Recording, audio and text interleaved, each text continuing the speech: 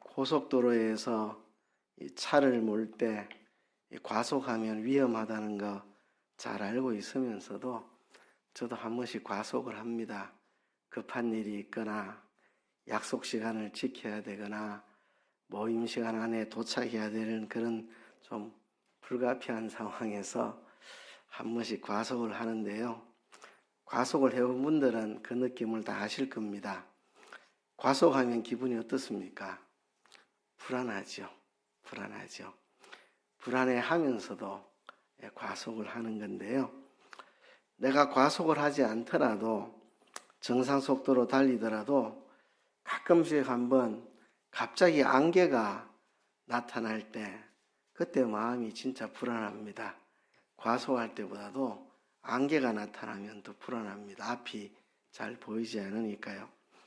그래서 안개가 나타나면 제일 먼저 하는 게 이제 속도를 줄이는데요. 근데 진짜 불안할 때가 언제냐 하면 너무 바쁘고 중요한 일이 있어서 안개 속을 100km로 달려야 될 때가 있습니다. 그럴 때는 진짜 불안합니다. 짙은 안개 속을 고속으로 질주하는 그 불안함처럼 현대인들의 삶의 모습이 꼭 그와 같은 것 같습니다. 지금 한국 경제가 어떻게 될지 참 불투명하고 지금 국제 정세가 어떻게 될지 지금 불투명합니다. 우크라이나 전쟁은 휴전이나 종전이 이루어지나 아니면 계속해서 저래 싸우나 저러다가 3차 대전으로 번지는 건 아닌가 알 수가 없습니다. 지금 이란이 시비로 지금 많은 사람이 죽어가고 있는데 이란 사태가 어디로 튈지 좀 아무도 알 수가 없습니다. 대만도 늘 불안한데요. 중국이 늘 대만을 침략할 것 같이 어르렁거리고 있어서 이 대만 사태는 어떻게 될지 국제 정세를 알 길이 없습니다. 모든 것이 안개처럼 불확실한 시대를 우리가 살아가고 있습니다. 앞이 보이지 않을 때 속도를 좀 줄이면 마음이 덜 불안한데요. 앞은 보이지 않는데 변화의 속도가 너무 빠른 세상을 살고 있습니다. 그래서 현대인들의 삶이 안개 속을 무섭게 질주하는 듯한 그런 상황 속에 살고 있습니다. 지금 세상이 너무 급변해서요. 책 쓰는 사람들이 아주 힘들다 그럽니다. 자료를 다 정리해서 책을 쓰는데 출판되어서 나올 때 되면 통계 자료가 다 안 맞답니다. 책을 쓰고 그게 인쇄물로 나오기까지 3개월이 걸린다, 6개월이 걸린다 하면 3개월, 6개월 만에 데이터가 다 바뀌어 있다는 거죠. 유튜브 하는 사람들이 영상을 찍어서 편집해서 이제 나중에 올리는데요.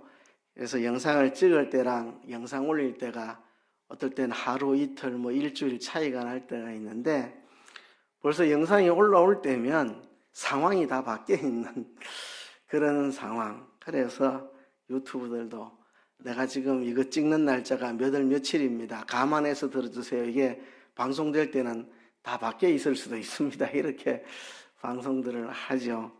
그만큼 지금 세상이 빠르게 바뀝니다. 얼마 전까지 프로그램 짜는 직업이 참 유망하다 이랬는데 요즘 AI가 등장해서 AI가 프로그램을 정말 잘 짜줍니다. 그래서 프로그램 짜는 직장이 유망하다는 말이 지금은 옛말이 돼버립니다. 그렇죠? 보험 설계사들이 보험 설명을 해주는데 요즘 AI가 보험 설계사보다 훨씬 설명을 더 잘해줍니다. 투자하는 사람들, 펀드 매니저나 애널리스트 같은 사람들의 이렇게 조언을 듣는데요. 요즘은 AI가 펀드 매니저나 애널리스트보다 더 잘 알려줍니다. 그래서 앞으로 펀드 매니저, 애널리스트 이런 사람들이 필요 있나 이런 말까지 나올 만큼 세상이 지금 급변하고 있습니다. 이런 급변하는 세계를 불투명하게 우리는 걸어가야 하기 때문에 자연스럽게 찾아오는 정서가 불안감입니다. 현대의 불확실성, 또 급변하는 세상, 불안감의 시대입니다. 이런 불안감의 시대에 내 힘으로 다 해결할 수 있다고 허세를 부리면서 뼛속까지 스며들어 있는 불안감을 부정할 필요는 없습니다. 그렇다고 약물을 의존하고 게임을 의존하고 어떤 도피처를 찾아가는 것도 현명한 방법이 아닙니다. 그렇다고 체념한 채 굴복해서 불안감의 노예로 늘 불안에 휩싸여 살아가는 것도 성도가 할 일은 아닙니다. 인생길의 길동무처럼 항상 따라붙는 게 불안감인데요.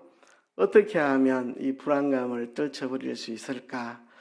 2026년이라는 한 해를 이제 시작하게 되었는데 혹 여러분들 가운데는 경제 상황이나 건강 상황이나 시대 변화나 이런 변화에 대해서 불투명해서 불안한 마음을 가지고 계신 분들은 없습니까?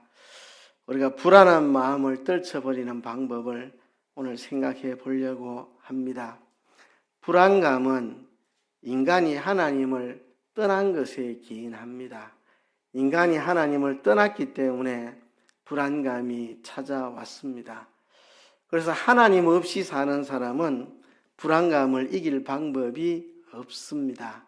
불안감은 인간이 하나님으로부터 분리된 데서 찾아오는 게 불안입니다. 원래 어릴 때 아이들은 그 정서적으로 엄마에게 연결이 되어 있는데요. 엄마와 분리되면 불안합니다. 눈 떴는데 엄마가 눈에 안 보인다 그러면 아이들은 웁니다. 왜? 불안해서요. 어릴 때는 엄마와 자기 자신이 정서적으로 하나로 연결되어 있어서 엄마만 눈에 안 보이면 아이는 불안해서 견딜 수가 없습니다. 이거를 우리가 분리불안이라고 그러는데요. 여기에서 우리가 불안의 원인을 찾을 수 있습니다.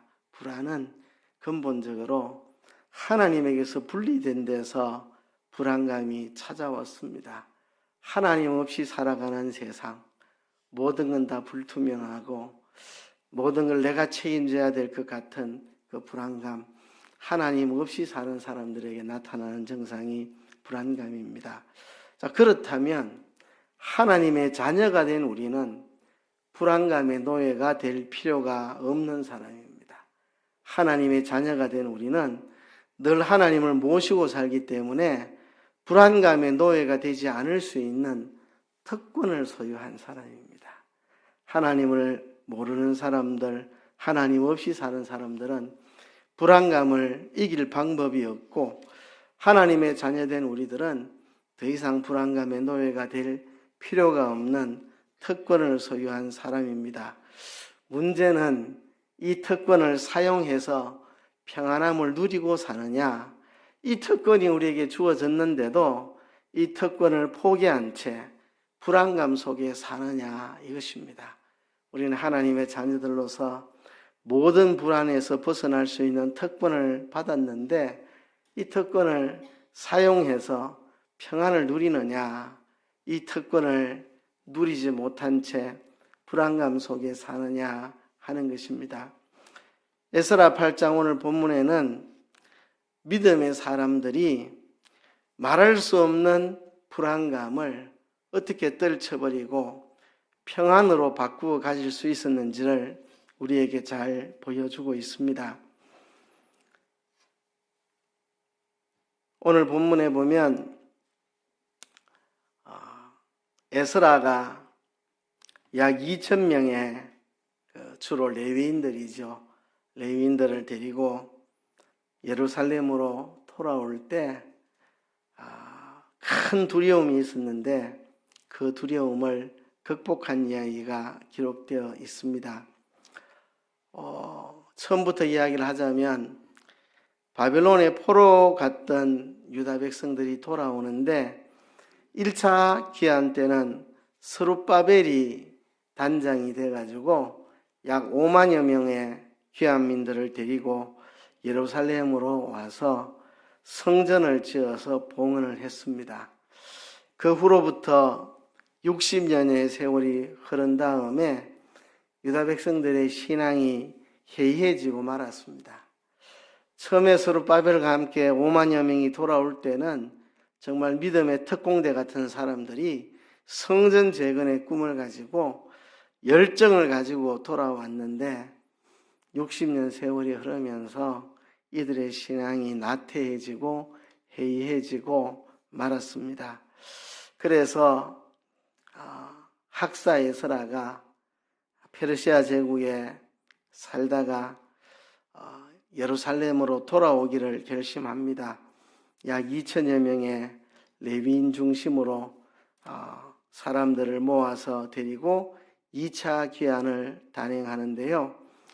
바사 제국으로부터 예루살렘까지 올 수 있는 황제의 통행 허가증을 받았습니다.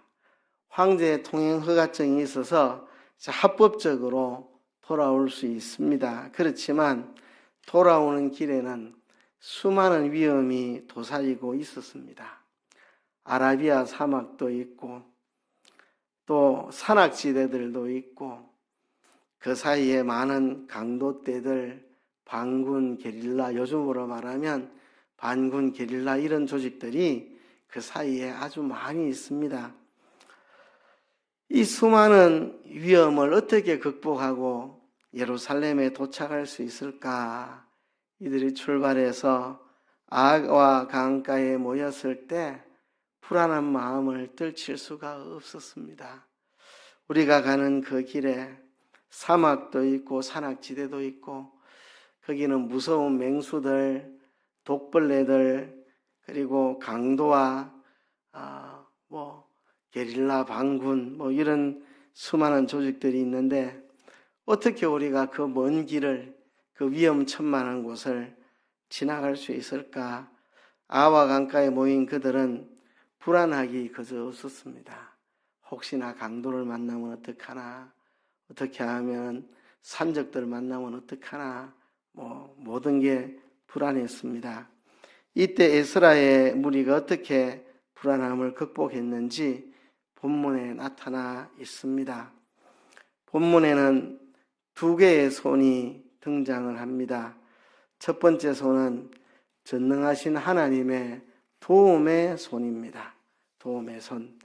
에스라를 읽어보면 7장과 8장에 하나님의 선하신 손의 도우심에 대해서 반복해서 말하고 있습니다. 에스라 7장 9절에 보면 정월 초하루에 바벨론에서 길을 떠났고 하나님의 선한 손의 도우심을 입어 5월 초하루에 예루살렘에 이르니라. 정월 초하루에 바벨론에서 출발했는데 5월 초하루에 안전하게 예루살렘에 도착을 했습니다. 4개월이 걸린 거죠. 그 4개월 동안 하나님의 선한 손에 도우심이 있어서 무사하게 도착할 수 있었다 기록하고 있습니다. 에스라 7장 28절에 보면 또 나로 왕과 그 모사들의 앞과 왕의 권세 있는 모든 방백의 앞에서 은혜를 얻게 하셨도다. 나의 하나님 여호와의 손이 나의 위에 있으므로 내가 힘을 얻어 이스라엘 중에 두목을 모아 나와 함께 올라오게 하였노라 그랬습니다. 거기 보면 왕에게 또 왕 앞에 있는 모사들 앞에서 은혜를 입어서 귀환하는 것을 허락받았던 것들이 다 하나님의 선하신 손의 도움으로 된 것이다. 또 돌아올 때 혼자 돌아올 수는 없잖아요. 사람들을 모아서 와야 되는데 나의 하나님 여호와의 손이 나의 위에 있으므로 내가 힘을 얻어서 이스라엘 중에 두목을 모아서 나와 함께 올라오게 하였노라 그랬습니다. 에스라 8장 18절에 보면 우리 하나님의 선한 손의 도우심을 입고 저희가 이스라엘의 손자 레위의 아들 말리의 자손 중에서 한 명철한 사람을 데려오고 또 세레바와 그 아들들과 형제 18명과 그랬습니다. 하나님의 선한 손의 도우심 때문에 레위인들 이렇게 많이 모아서 돌아올 수 있었다고 말을 합니다. 에스라 8장 31절에 보면 정월 12일에 우리가 아와 강을 떠나 예루살렘으로 갈새 우리 하나님의 손이 우리를 도우사 대적과 길에 매복한 자의 손에서 건지신지라 이렇게 말하고 있습니다. 이들이 정월 12일에 아와 강을 떠나서 예루살렘을 향해 출발했는데 수많은 대적들이 있었고 길에 매복한 자들이 수없이 많았지만 우리 하나님의 손이 우리를 도와주셔서 그들로부터 우리를 건져주셨다 이렇게 고백을 하고 있습니다. 지금 에스라 7장과 8장은 반복해서 하나님의 선하신 손의 도움에 대해서 반복해서 말하고 있습니다. 하나님의 선하신 도움의 손이 있었기 때문에 황제로부터 2차 귀환을 허락을 받을 수 있었습니다. 하나님의 선하신 도움의 손이 있었기 때문에 귀환할 사람들을 모을 수가 있었습니다. 약 2,000명이 돌아오게 된 거죠. 또 하나님의 선하신 손의 도움이 있었기 때문에 많은 보물들을 가지고 돌아올 수가 있었습니다. 또 하나님의 선하신 도움의 손이 있었기 때문에 그 위험천만한 길에 특별히 많은 보물을 가지고 돌아가는데 얼마나 위험천만합니까? 하나님의 도움의 손이 있었기 때문에 그 위험천만한 길을 안전하게 지날 수 있었다는 것입니다. 우리가 불확실하고 불안한 현실을 만날 때마다 우리를 향해 뻗은 하나님의 선하신 손을 바라볼 수 있어야 됩니다. 아와 강가에서 출발하려고 하니 불안에 견딜 수가 없습니다. 그때 하나님의 선하신 도움의 손을 바라보고 그들이 불안감을 다 떨쳐버리고 용기를 가지고 하나님의 선한 손의 도우심이 우리와 함께 하기 때문에 우리는 두려워할 거 없다 하면서 불안감을 떨치고 출발을 하였던 것입니다. 그래서 오늘 본문에 나타난 첫 번째 손은 하나님의 선하신 손입니다.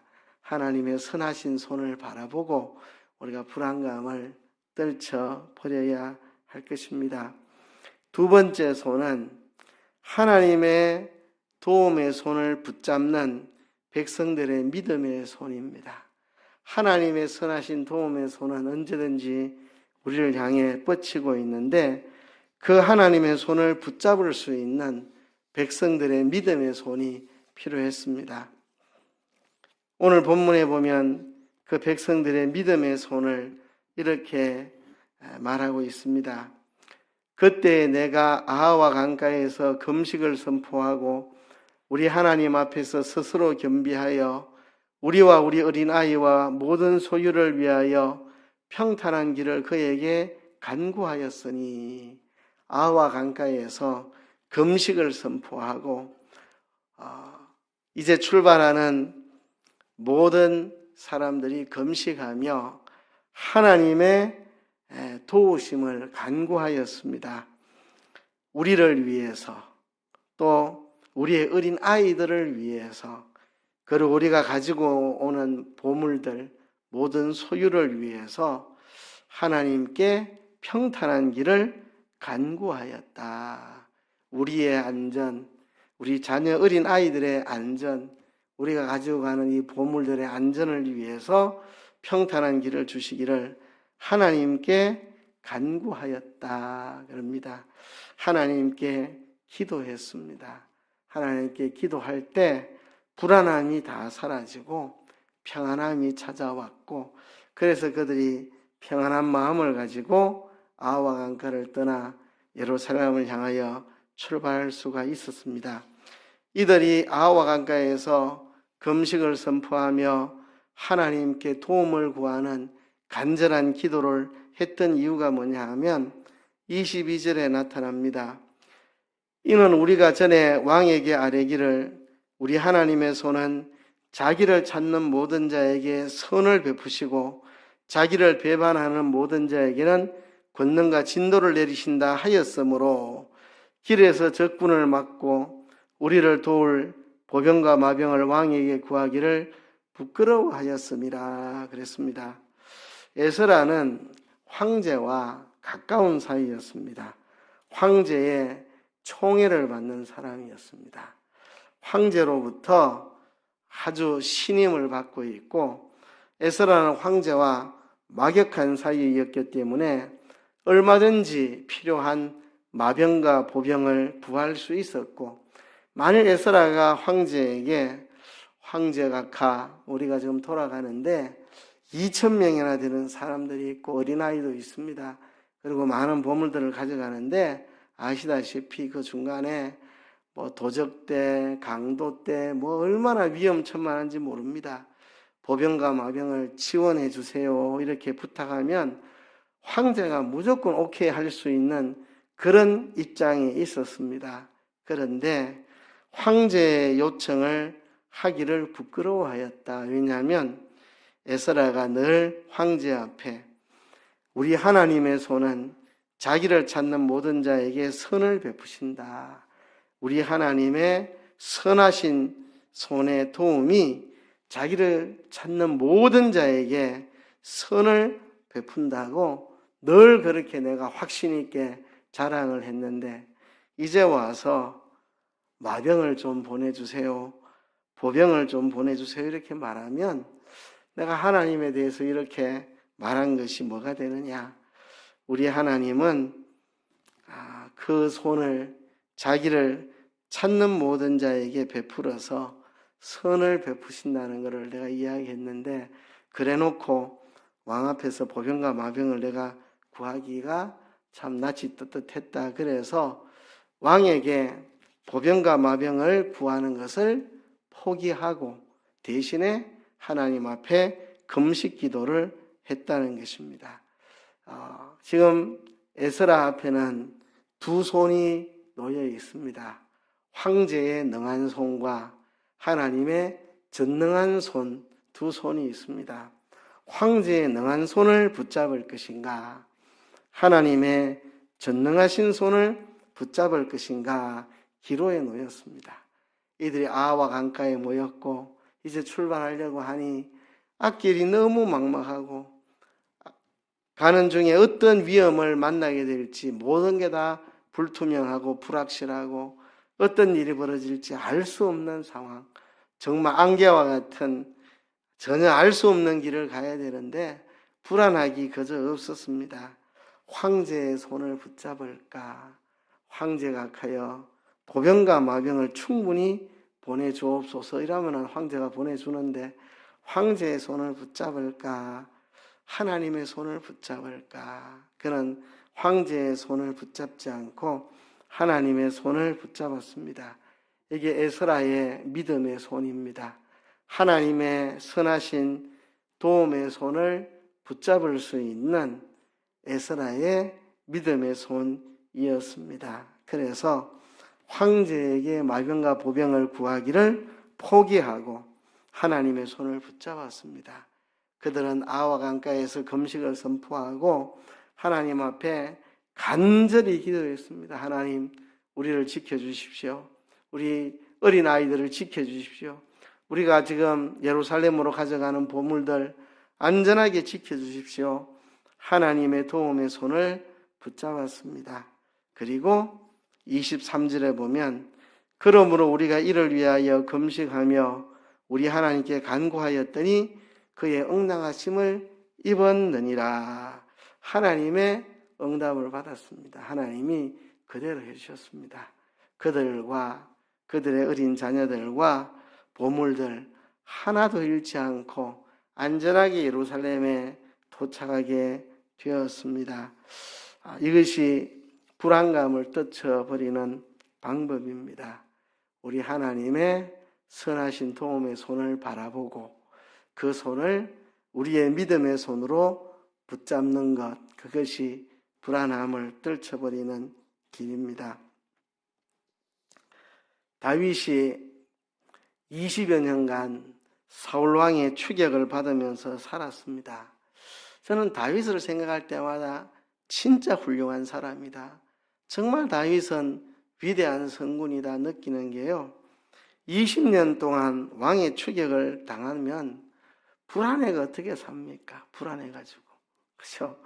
대한민국 정부와 국정원과 대한민국 군대 경찰 조직이 다 합쳐가지고 이상호 목사 잡아가 죽이라 이렇게 했다 그러면 제가 대한민국 땅에 불안해가 어떻게 살겠습니까? 대한민국 정부, 국정원, 그 다음에 대한민국 군대와 경찰력 다 동원해가지고 행정력을 다 동원해가 이상호 잡아가지고 죽이라 이랬으면 제가 어디 숨을 수 있겠습니까? 어디 숨을 수 있겠습니까? 불안해가지고 살 수 있겠습니까? 그렇죠? 다윗은 그런 세월을 20여 년간 보냈습니다. 참 불안해서 어떻게 살았겠나 싶은데 다윗은 평안을 유지하면서 20여 년을 살 수 있었습니다. 다윗의 그 평안이 어디서 왔을까? 하나님의 선하신 손을 붙잡는 그의 믿음의 손이 있었기 때문에 가능했습니다. 시편 20편 7절에 이렇게 고백합니다. 혹 병거 혹은 말을 의지하나 우리는 여호와 우리 하나님의 이름을 자랑하리로다. 사람들이 병거를 의지하고 말을 의지하지만 우리는 여호와 우리 하나님의 이름을 자랑할 것이다. 그렇게 고백합니다. 다윗은 하나님의 선하신 손의 도움을 붙잡는 믿음의 손이 있었기 때문에 그는 두려워하지 않고 불안해하지 않고 살아갈 수 있었습니다. 우리가 하나님을 의지하며 불안함을 쫓아버릴 수 있는 믿음의 손이 있어야 되겠습니다. 하나님의 선하신 손의 도움은 언제나 우리를 향하여 펼쳐져 있는데 문제는 우리가 그 하나님의 손을 붙잡는 믿음의 손을 가지고 있느냐, 우리가 그 믿음의 손을 내밀어 하나님의 손을 붙잡을 수 있느냐, 여기에 달려 있습니다. 저도 길진 않지만 짧은 인생이지만 지금까지 살아보니까요, 하나님 의지하는 것보다 더 좋은 것은 없다고 확실히 느낍니다. 세상 어떤 거 의지하는 것보다 하나님 의지하는 게 더 낫다. 하나님 의지하면 하나님이 다 책임져 주신다. 그런 마음에 확신이 있습니다. 제가 불신 가정에서 태어나 예수를 믿었기 때문에 참 신앙의 길을 걸어갈 때 의지할 사람이 없었습니다. 그래도 하나님이 의지가 돼 주셨고 하나님이 지금까지 함께 해 주셔서 여기까지 올 수 있었습니다. 지금 생각하면 참 꿈만 같은 시간들입니다. 처음 전도사가 돼가지고 참 돈이 없어 예먹었는데요. 교회에서 40만 원 사례받고 참 어렵게 살았습니다. 특별히 신학대학원 다닐 때는 학비가 없어가지고요.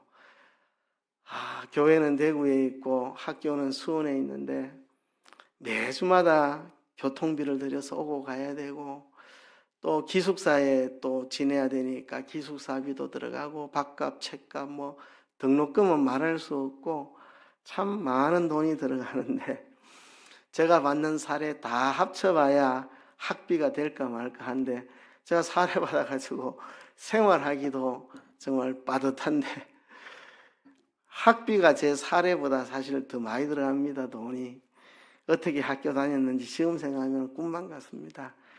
보통 대부분 전도사님들이 교회에서 학비 100% 지원해 주거나 50% 지원해 주는데 저는 10원도 지원을 못 받았습니다. 그래서 참 어렵게 살았는데 하나님 의지하니까 하나님이 다 책임져 주시고 여기까지 잘 왔습니다.